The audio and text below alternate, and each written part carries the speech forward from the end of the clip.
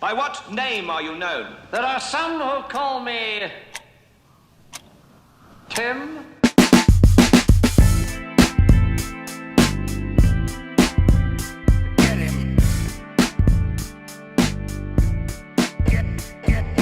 Hey, this is Dre at Ta2squid Podcast, and you're listening to 2010 Minutes with Tim McCarthy.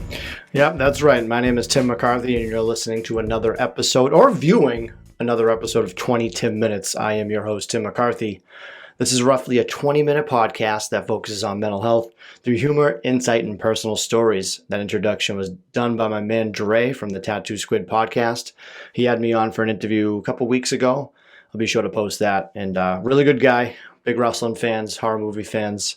He's a good dude, good little bloke, as the British would call good people. So he's not British, but he is a good bloke.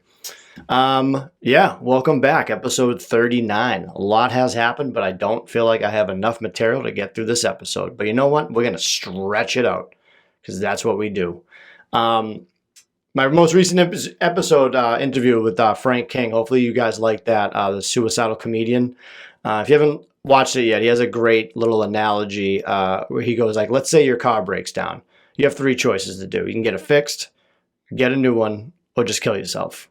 I know that doesn't sound absurd, but that thought actually pops in my head. It's always on the menu, and it is true. Your thoughts of ideation can be funny at times, because that will happen to me. I'm like, oh, you get like in a car accident or breakdown, you're like, oh fuck this, like I'll just kill myself. Like you always like that's like the easy way to get out of something, and I always kind of felt like that was funny but fucked up. And I really had a good interview with him. A lot of people reached out and said he was really fun. He's like a real comedian, you know what I mean? Guy who's been doing comedy. He did like 14 years on the road or some shit. I probably don't even remember it. Editing episodes is tough.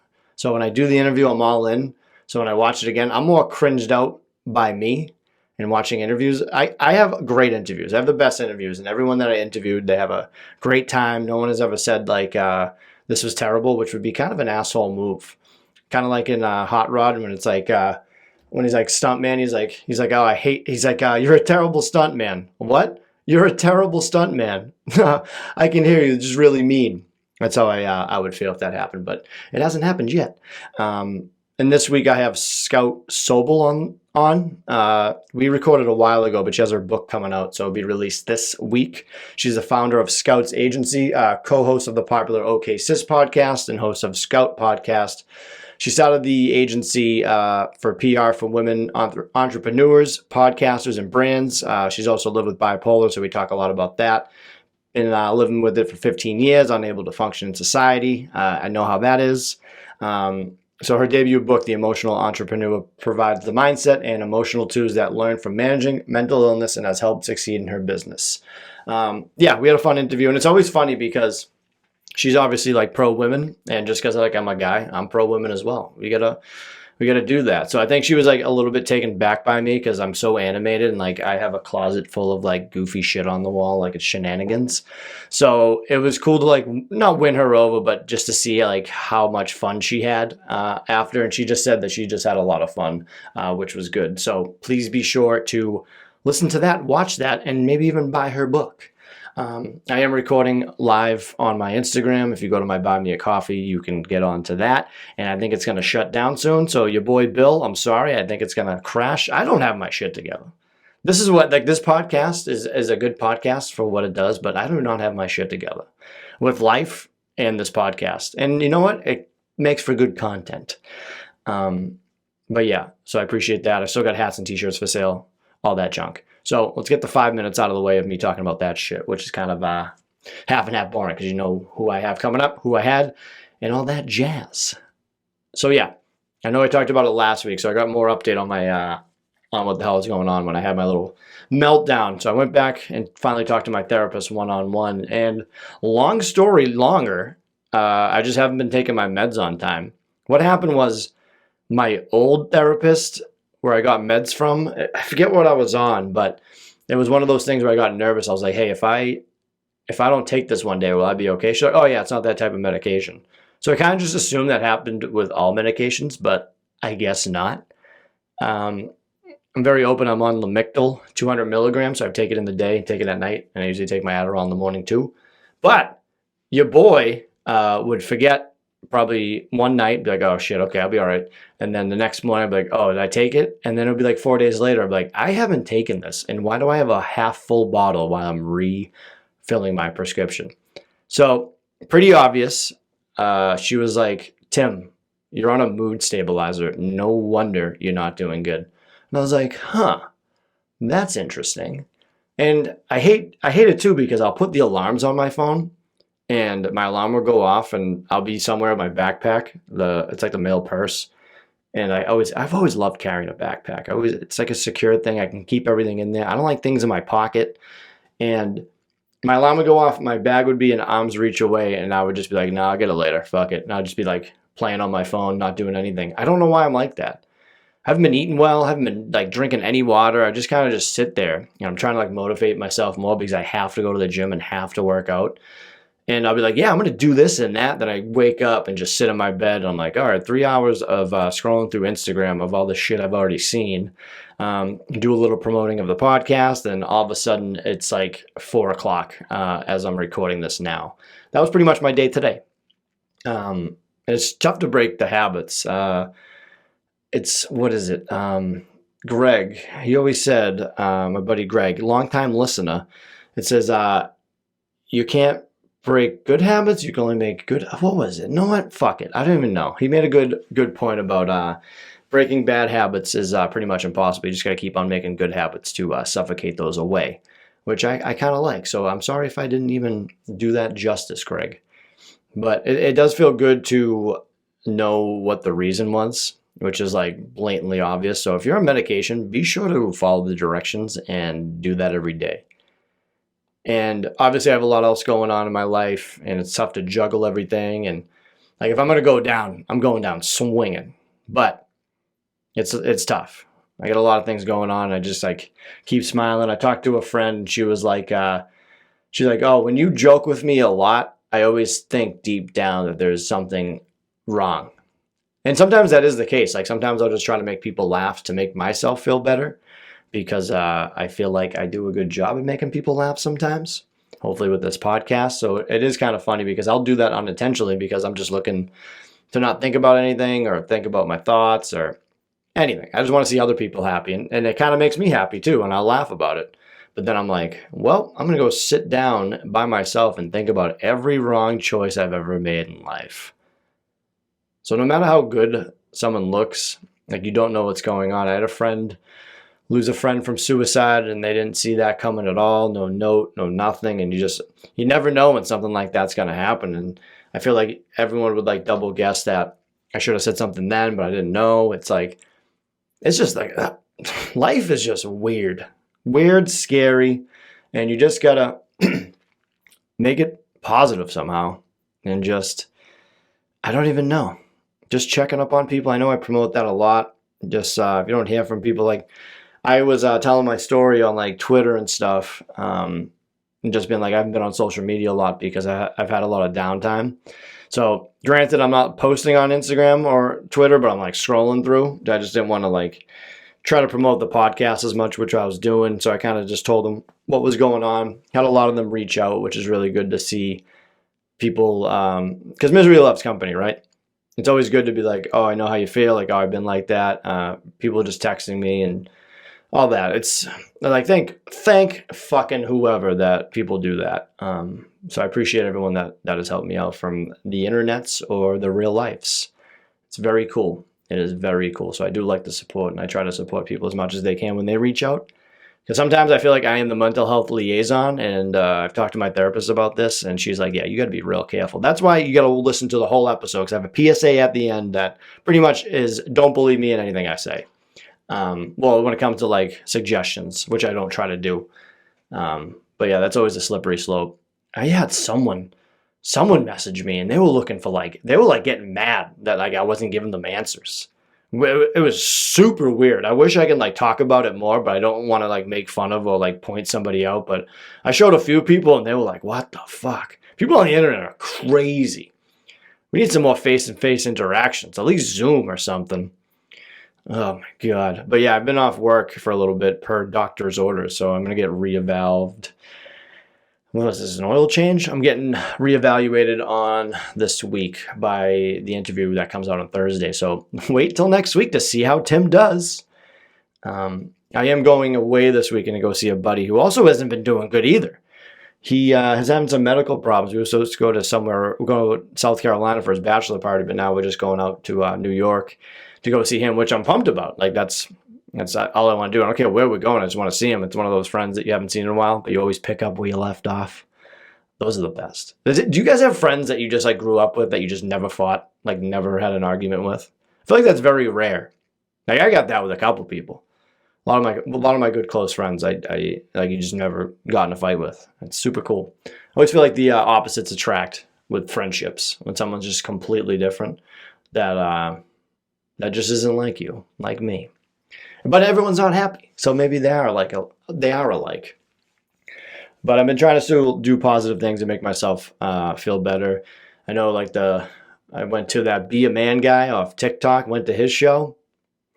It was all right. But I went with a buddy that I trained jiu-jitsu with, and his buddies. It was like a third-degree buddy off, and we just had a lot of fun and just a lot of laughs. It's cool to like meet new people because I can tell the same jokes that my other friends are sick of. That's always the best. I'm like, oh, cool, new audience. Let's do another 5-minute set about my depression. And they're like, oh, that's funny. I'm like, is it? Because it's my life. So we did that. Yeah, the show was all right. I get it. Like, do you guys know who I'm talking about? The Be a Man guy on TikTok. Just type in Be a Man and you'll know. But me and Lindsay went to John Mulaney just recently. I took her for her birthday. And we got like those Abe Lincoln seats where like Statler and Waldorf stay when they're like heckling Fozzie the Bear. We got those, but front row. I told her she should have got the like binoculars on a stick. That would have been so badass. It was, Abe Lincoln seat. I was going to die laughing. Someone replied to me, I don't know who it was. Like, oh, what was Abe Lincoln's, what was the last thing on Abe Lincoln's mind? A bullet. I was like, oh, okay. Yeah, I get it. What, like, it's funny how you can make fun of people dying that like happened like a century ago. Was it a century? Yeah, it's gotta be more than a century, right? Fuck. I'm not good at history.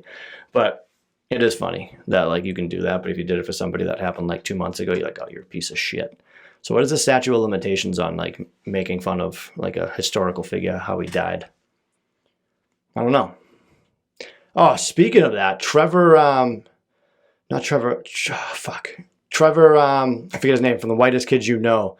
He just passed away. I don't know from what, but they have a great skit about Abe Lincoln and John Wilkes Booth that is super funny.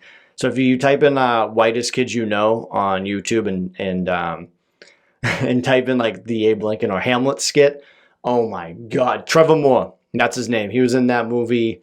I don't know shit today. He was in the movie with the Playboy bunnies. He had to go to like the bunny ranch because like his friend's girlfriend.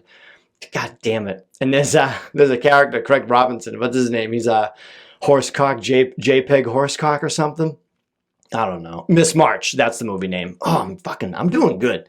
My brain just has to keep going, and then it just starts going. You know what I mean? Get that thing roaring. But we saw John Mulaney, and it was really good to see him because he had a pretty decent stint in rehab for cocaine and alcohol. And man, he was so honest, and like, you know how comedians, they like embellish shit and you kind of don't believe it, but his stories behind it were like, there's no way he was making it up. And he went to an intervention, and it was like all of his like celebrity friends, like Bill Hader, Fred Armisen, Seth Meyers, Natasha Leggero. And it was just really cool that like people kind of forget like celebrities have like real problems. And everyone's like, oh, money is the key to all happiness, which again, I said this last week, if I had a lot of money, I'd be a little bit happier right now. Maybe not fully, but just a little bit. But again, John Mulaney, it's always good to see like people get sober when they want to. Or even if they don't want to, it's like, either way, you know what I mean? It's like drinking. I feel like drinking is glorified, especially in the Americas, and that's fine. Like if you want to booze, like I'll do a couple drinks here and there, but I don't like get super wasted anymore. Like maybe once in a while. But it has to be like kind of like you got to be in the mood of what's going on. I just don't like casually drink anymore because it's not good for your health. It's literally drinking poison. You're drinking poison to like party, what have you. So yeah, it is pretty funny. You know that you can't drink alcohol in like commercials. So any like Bud Light, Heineken, like any of those commercials, you'll never see anyone taking a sip. And I think it has to do with like showing people how delicious it is. It's like, oh shit, that is good. But I wonder who made that rule. Like, why did that rule get made? Was there one that had them? Nothing beats the Clydesdale, the Budweiser commercials. Those things are beautiful. Any other good ones? White Claw's owned by Mike's Hard Lemonade. Their stock went up in like middle school 2000 and went down, and then they made White Claws and they were back on top. God damn it, Michael Lemonade knows what he's doing. Yeah, so I'm off from work to reset the buttons. I'm going back soon. I feel good right now. Hopefully I get cleared to go back, which I'm not like crazy. Well, I am, but not like super crazy like the ECW wrestler, super crazy. I'm crazy. And yeah, I think I needed this really bad. And it's funny. It's like when you get sick from work, you got to like stay home, and it's like you run into your boss out and about and you get in trouble. But it's like when you have a mental health issue, it's like, well, staying home is like one of my issues. It's like I should be going out. So I think that's where it's tough for people to realize what like mental health is like, because people could be like, oh, Tim's taking a vacation. I'm like, yeah, I'm taking a vacation from my brain because it's killing me. And I just like the whole issue with mental health. And I know like jobs have a tough time like handling it because they have to handle it properly. But people have big hearts. I've been dealing with a lot of good people that looking out for my best interests and stuff. So I always love appreciating that. And I just love good people. I wrote this down, and I forget what the segue would be, but we'll just talk movies for a hot second. I realize this in movies. If there's a car scene and it's from the back seat showing the driver, there's no headrest. There's none. Go look at it again. If they're sitting in the car and you see it in front, there might be some. But obviously the cameraman has to see the people, but no headrest. There's no headrest. And then people always drive with the hands on the wheels like 2 and 10, but they're always just like wiggling it to show that they're like driving. It's like no one drives like that. Go in your car and just wiggle the steering wheel like you're in a movie, and your car's going to be all fucked up. You're going to get pulled over. Don't do that. Don't do that at all. But yeah, I definitely want to start ending right now. I know I had a tough time trying to do this episode. I was just, again, it's like I have no motivation right now, and it sucks. Like my brain's like, you can do it, and then my body's like, nah, dude, fuck that. And I just want to like, I waited last minute to do this. I'm just disorganized right now, and I'm trying to get back organized. And it takes me like, it's like go to your little steps and you'll get there. But I just want to like not stop, and I'm trying not to. And I've been stopping and taking breaks, and just tiring, just very tiring. But I'm going to say 3 things I'm grateful for today, because I think I need to do something positive every day. So just for today, 3 things I'm grateful for is the nice weather out. It was good to go outside, watch the dogs, and sit on my hammock, which the hammocks are cool. Not the one between 2 trees, but the one you can move around. Those are good. Then my couch, because I went back in there and laid on the couch, which was very comfortable. My couch is very comfortable. I played a little bit baseball. I play in MLB The Show. I'm a second baseman / closing pitcher. Number 31, Timmy McCarthy. I haven't been playing video games at all lately. I play the Switch here and there, but I just play a little bit, then I get up. And the third thing is just the community around mental health and how people will always be there for you. They're in the same boat, or they just want to like extend an open arms and make you happy. So that happened today when I was very open about it.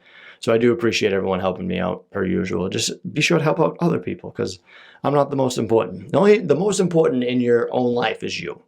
You're the most important person.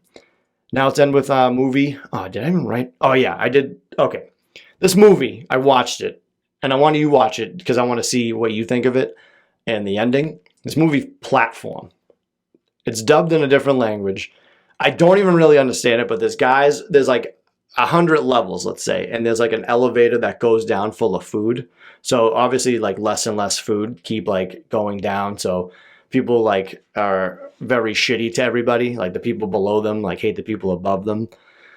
It's fucking wonky, all right? It's on Netflix, called Platform. Go watch it and just someone get back to me about it, because the ending I don't really get. I actually don't even really get the movie, but the idea is really cool.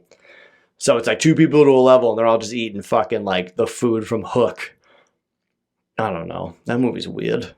And then just a very good song that I run to. I really like this song is Run the Jewels, Close Your Eyes and Count to Fuck with Zach De La Rocha of Rage Against the Machine. Know what's funny is Maynard from Tool. I never knew this. I was talking to my buddy and the Rage Against the Machine song, Know Your Enemy. The one of the parts, the singing in the background, and it's fucking Maynard from Tool. That is so cool with the Tool. But thank you for checking out another episode of 20 Tim Minutes. I am your host, mental health advocate, Tim McCarthy. I thank you guys, and I love you guys, and have a good one.